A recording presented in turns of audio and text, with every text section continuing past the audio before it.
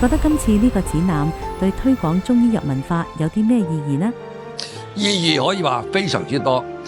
逢係每做一件事，毛澤東我哋以前嘅偉大領袖曾經講過，要做成一件事，先要做成一番輿論。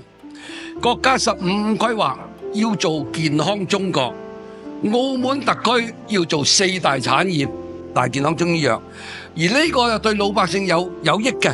喺咁嘅情況底下，點樣去宣傳呢？講好中國故事就係要弘揚，呢個就係宣傳。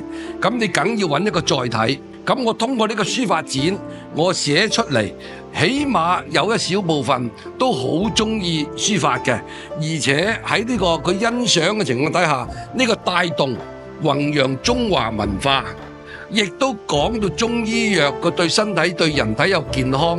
嗱，簡單而言，你起碼已經有兩點啦。咁對特區政府嗰個幫助，使到老百姓能夠，如果真正係為咗自己養生，喺佢做咗個治未病嘅，咁呢個亦都將個資源能夠節約，用喺更另外一個方面。其實個拉動性，如果我哋懂得站高舉一反三嘅話，意義每件事都係非常之廣博嘅。